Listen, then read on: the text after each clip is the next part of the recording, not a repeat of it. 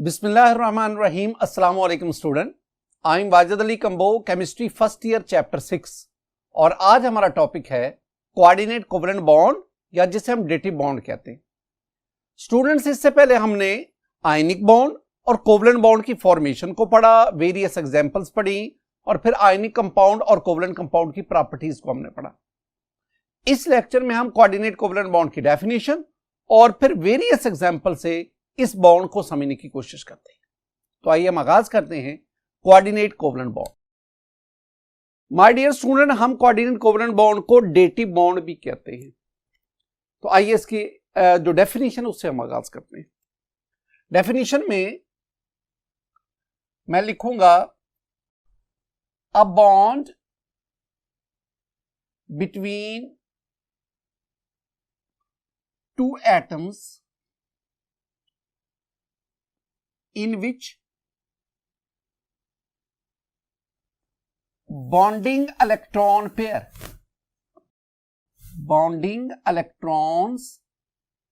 pair जिसे हम shared electron pair भी कहते हैं। A bond between two atoms in which bonding electron pair जिसे हम शेयर्ड इलेक्ट्रॉन पेयर कहते हैं is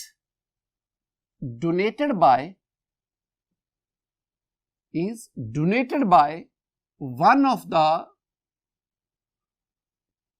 bonded atoms is called coordinate covalent bond या डेटिव बॉन्ड।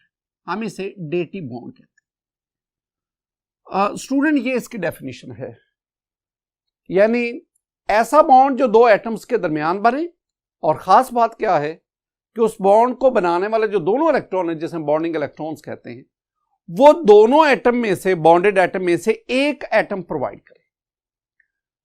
इस बुनियादी नुक्ता को दोबारा समझे। माय डियर स्टूडेंट, जब हमने कोवेलेंट बॉन्ड को पढ़ा था ना, कोवेलेंट बॉन्ड, तो मैंने कहा था एक एटम ए है, एक एटम बी है, दोनों एटम के दरमियान कोवेलेंट बॉन्ड बना। अब जो कोवेलेंट बॉन्ड बनाना, ये कोवेलेंट बॉन्ड है। अब जो कोवेलेंट बॉन्ड बनाना, कोवेलेंट बॉन्ड दो इलेक्ट्रॉन से बना, दो इलेक्ट्रॉन से। इन इलेक्ट्रॉन को हम कहते हैं शेयर्ड इलेक्ट्रॉन पेयर। ये जो इलेक्ट्रॉन्स है हम इन्हें कहते हैं शेयर्ड इलेक्ट्रॉन पेयर या जिसे आप बॉन्डिंग इलेक्ट्रॉन भी कह सकते हैं, बॉन्डिंग इलेक्ट्रॉन पेयर भी कह सकते हैं। अब ये दो इलेक्ट्रॉन है ना, एक इलेक्ट्रॉन एटम ए ने दिया, दूसरा इलेक्ट्रॉन एटम बी ने दिया। यानी ये जो इलेक्ट्रॉन का पेयर है ना, ये जो इलेक्ट्रॉन का जोड़ा है, ये दोनों एटम ने, दोनों बॉन्डेड एटम ने एक एक शेयर किया है। लेकिन कोऑर्डिनेट कोवेलेंट बॉन्ड में ऐसी बात नहीं है। कोऑर्डिनेट कोवेलेंट बॉन्ड भी दो इलेक्ट्रॉन से ही बनता है, लेकिन वो दोनों इलेक्ट्रॉन एक ही एटम देता है, या ए देगा या बी देगा। तो ऐसा बॉन्ड जिसमें शेयर्ड इलेक्ट्रॉन पेयर, जिसमें bonding electron pair bonded atoms में से कोई एक एटम प्रोवाइड करे, that bond is called coordinate covalent bond और डेटिव बॉन्ड। स्टूडेंट, मैं आपको दो तीन पॉइंट्स यहां पे समझाना चाहता हूं, लेकिन वो जो पॉइंट्स हैं वो मैं एग्जाम्पल से डिराइव करूंगा। एग्जाम्पल्स में जो पहली एग्जाम्पल मैं आपके साथ शेयर करने जा रहा हूं वो मेरे पास अमोनिया का मॉलिक्यूल है NH3। This one is ammonia molecule. My dear student, ammonia molecule में नाइट्रोजन के पास ये दो लोन पेयर हैं। मैं एक बार समझाता चलो आपको कि ये वाला कोवेलेंट बॉन्ड ये शेयर्ड इलेक्ट्रॉन पेयर से बना, ये कोवेलेंट बॉन्ड, ये कोवेलेंट बॉन्ड। तो इसका मतलब है नाइट्रोजन ने तीन हाइड्रोजन के साथ तीन कोवेलेंट बॉन्ड बनाए। ये इलेक्ट्रॉन पेयर बतौर लोन पेयर नाइट्रोजन एटम के पास है। इलेक्ट्रॉन के इस जोड़े को हम कहेंगे लोन पेयर, और ये वाले जो इलेक्ट्रॉन है इन्हें हम कहेंगे बॉन्ड पेयर। आगे हमने वेस्पर थ्योरी को पढ़ना है, वेस्पर थ्योरी में ये टर्मिनोलॉजी आपको आनी चाहिए, लोन पेयर, बॉन्ड पेयर। अगर आप नाइट्रोजन का वैलेंस शेल को देखें तो 2 4 6 8, तो नाइट्रोजन के वैलेंस शेल में 8 इलेक्ट्रॉन यानी ऑक्टेट को ओबे कर रहा है। इसके बरक्स अगर आपके पास ये बोरॉन ट्राइफ्लोराइड का मॉलिक्यूल है BF3, ये बोरॉन ट्राइफ्लोराइड, ये मेरे पास एक bond pair and bond pair, तो बॉन्ड पेयर की बदौलत वी हैव 3 कोवलेंट बॉन्ड्स। अब ना बोरॉन, इसका वैलेंस शेल देखो कितने इलेक्ट्रॉन है, 2 4 6। According to octet it should have 8 electron, so in BF3 boron is in a deficiency of 2 electron. तो BF3 में बोरॉन 2 इलेक्ट्रॉन की कमी का शिकार है। अब क्या होगा, बोरॉन अमोनिया के नाइट्रोजन से इलेक्ट्रॉन पेयर एक्सेप्ट करेगा, लेगा, नाइट्रोजन लोन पेयर डोनेट करेगा, बोरॉन एक्सेप्ट करेगा। यूं मेरे पास एक बॉन्ड क्रिएट होगा, ये है अमोनिया, नाइट्रोजन ने 3 हाइड्रोजन के साथ कोवलेंट बॉन्ड, और ये माय डियर स्टूडेंट आपके पास है BF3, बोरॉन ने 3 फ्लोरीन के साथ कोवलेंट बॉन्ड बनाया हुआ है। ये तो कोवलेंट बॉन्ड्स आ गए। अब जिस बॉन्ड का जिक्र मैं कर रहा हूं ना, वो बना जिसमें नाइट्रोजन ने अपना लोन पेयर दिया, बोरॉन ने एक्सेप्ट किया, और यूं ये बॉन्ड बन गया। इस बॉन्ड को मैं एरो हेड से शो करता हूं। एरो हेड, ये बॉन्ड भी 2 इलेक्ट्रॉन से बना, लेकिन ये दोनों इलेक्ट्रॉन नाइट्रोजन ने प्रोवाइड किए। बॉन्डेड एटम कौन से हैं, नाइट्रोजन और बोरॉन, और इलेक्ट्रॉन किसने डोनेट किए, नाइट्रोजन ने, एक्सेप्ट किसने किए, बोरॉन ने। यूं डोनर और एक्सेप्टर के दरमियान एक बॉन्ड बन गया। This bond is called coordinate covalent bond. अब कोऑर्डिनेट कोवलेंट बॉन्ड बनने के बाद बोरॉन के ऊपर नेगेटिव चार्ज आ गया, नाइट्रोजन के ऊपर पॉजिटिव चार्ज आ गया, यानी डोनर के ऊपर पॉजिटिव चार्ज और एक्सेप्टर के ऊपर नेगेटिव चार्ज। यूं मेरे पास ये एक कंप्लेक्स कंपाउंड बन गया, ये मेरे पास एक कंपाउंड एस्टेब्लिश हो गया। माय डियर स्टूडेंट, कुछ टर्मिनोलॉजीज। पहली बात, हम ना कोऑर्डिनेट कोवलेंट बॉन्ड को एरो हेड से शो करते हैं।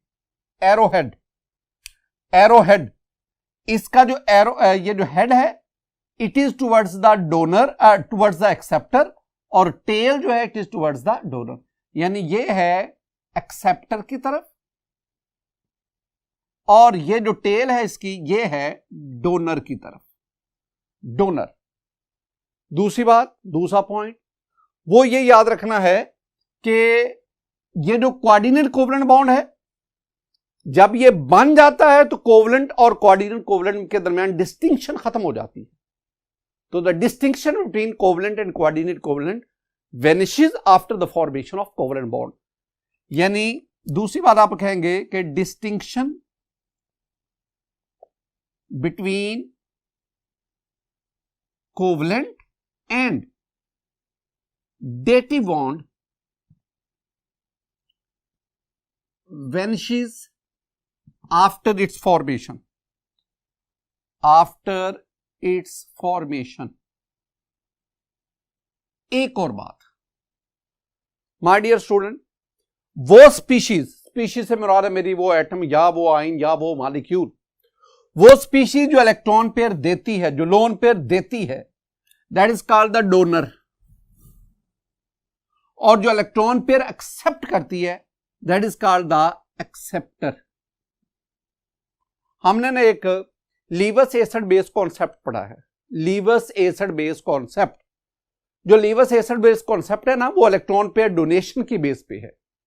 वो स्पीशीज जो इलेक्ट्रॉन पेयर डोनेट करती हैं दे आर लीवस बेसिस, और वो स्पीशीज जो इलेक्ट्रॉन पेयर एक्सेप्ट करती हैं दे आर लीवस एसिड्स। यानी बात ध्यान में रखनी है, हम लीवस बेस और लीवस एसिड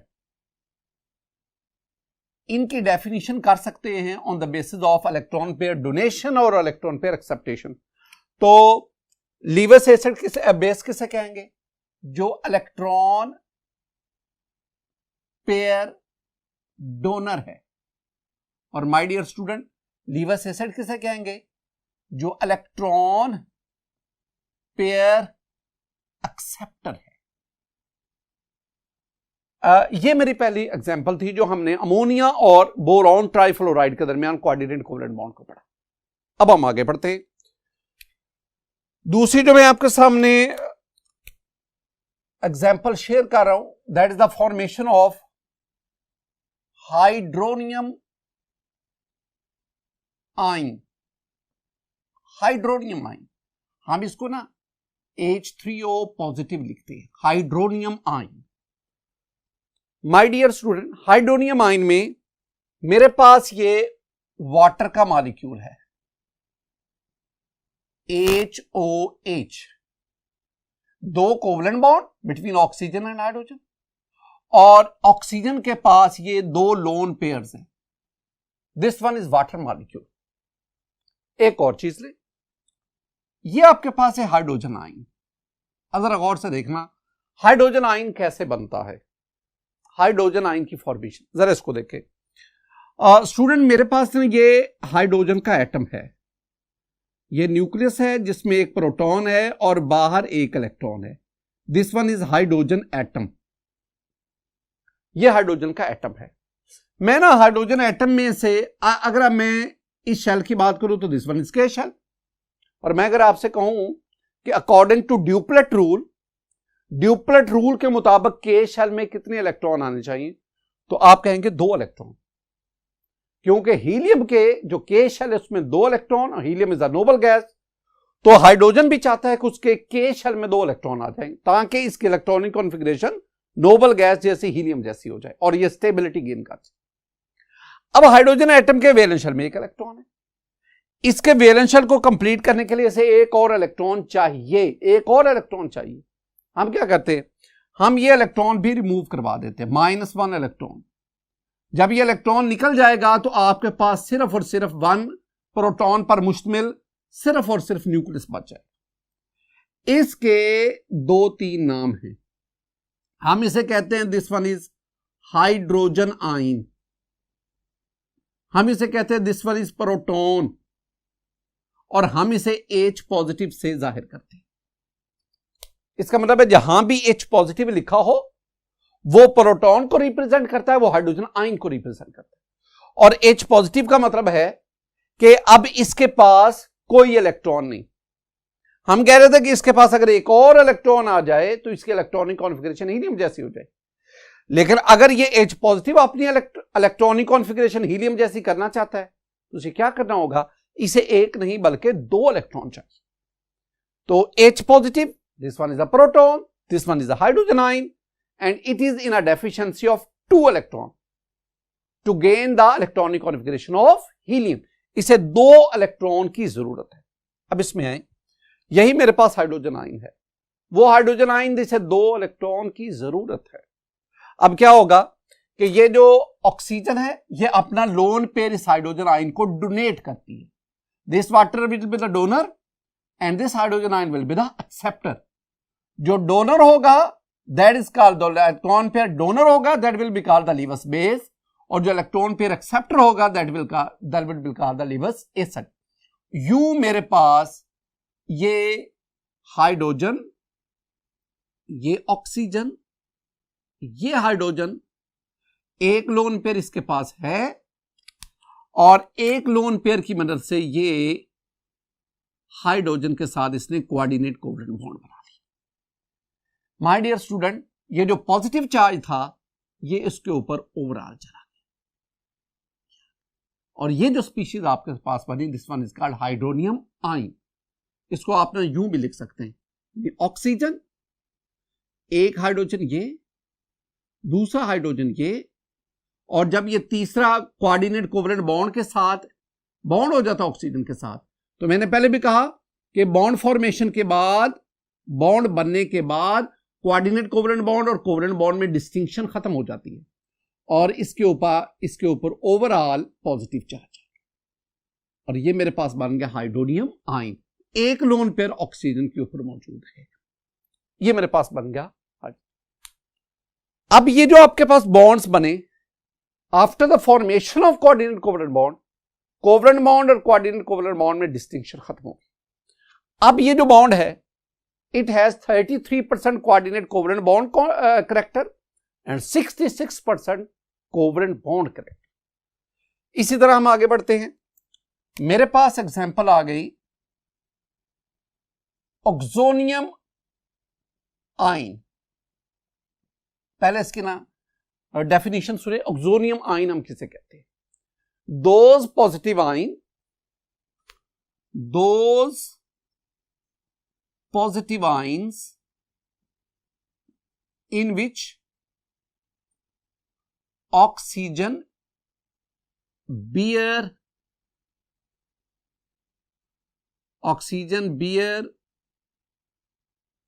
positive charge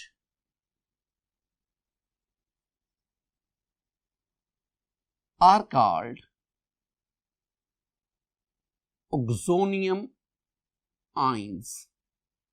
वो आइन जिसमें ऑक्सीजन पर पॉजिटिव चार्ज होगा उन आइंस को हम कहते हैं ऑक्सोनियम आइन। मैं आपके सामने ना दो एग्जांपल आपके साथ शेयर करता हूं। पहले आप ना अल्कोहल्स को लें। अल्कोहल्स सेकेंड ईयर में जाके चैप्टर 11 में आप पढ़ेंगे। ये अल्कोहल्स का जर्नल फॉर्मूला ROH।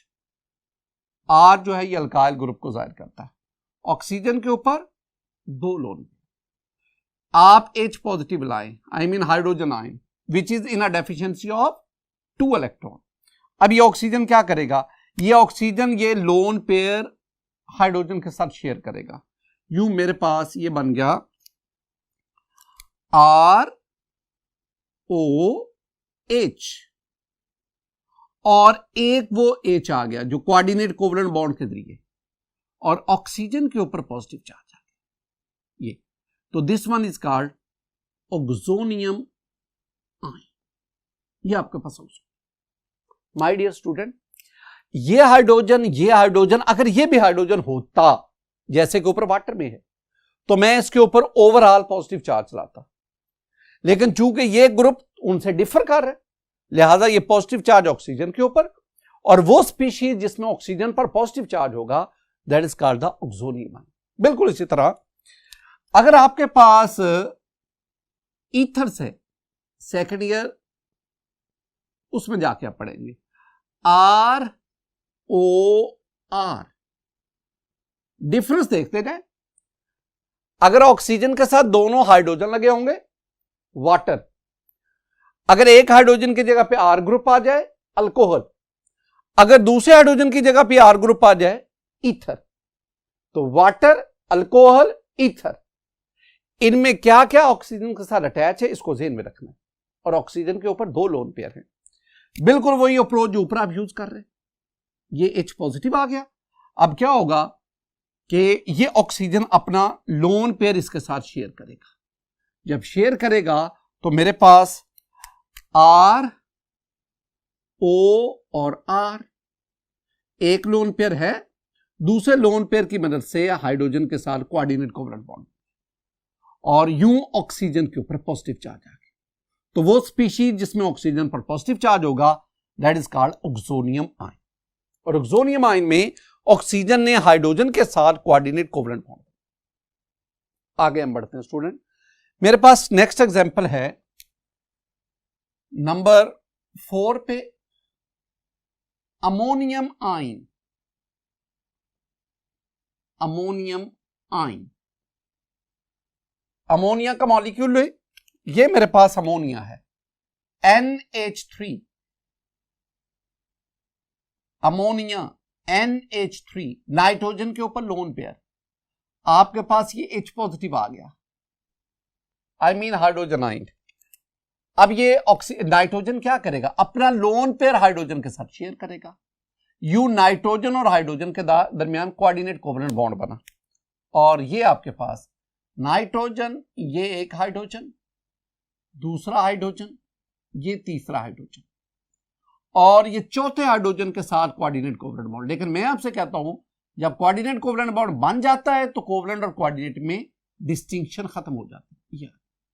चूंकि नाइट्रोजन के साथ चारों एटम्स हाइड्रोजन के हैं, लिहाजा हम इसके ऊपर ये पॉजिटिव चार्ज आ गया। हम इसको यूं भी लिख सकते हैं ना, NH4 positive, this one is called ammonium ion. My dear student, बिल्कुल इसी तरह आप फॉस्फोनियम आयन की बात कर लो। फॉस्फोनियम आयन चेंज क्या करना है, आपने सिर्फ और सिर्फ नाइट्रोजन की जगह पे ना आपने फास्फोरस ले आना है। अगर यहां P होगा, 3 हाइड्रोजन होंगे, PH3, that is called phosphine. अब उस फॉस्फीन का H पॉजिटिव के साथ रिएक्शन करवाएं, तो जिस तरह नाइट्रोजन के ऊपर एक लोन पेयर, तो फॉस्फीन में फास्फोरस के ऊपर एक लोन पेयर। सेम अप्रोच, वो फास्फोरस अपना लोन पेयर हाइड्रोजन के साथ H पॉजिटिव के साथ शेयर करेगा। यूं आपके पास एक स्पीशीज बनेगी जिसमें सेंट्रल एटम फास्फोरस और साइड पे 4 हाइड्रोजन एटम, और ओवरऑल इसके ऊपर चार्ज +4 आ गया, प्लस आ गया। और यूं आपके पास ये जो प्रोडक्ट बनेगा वो होगा PH4, and this PH4 plus is called phosphonium ion.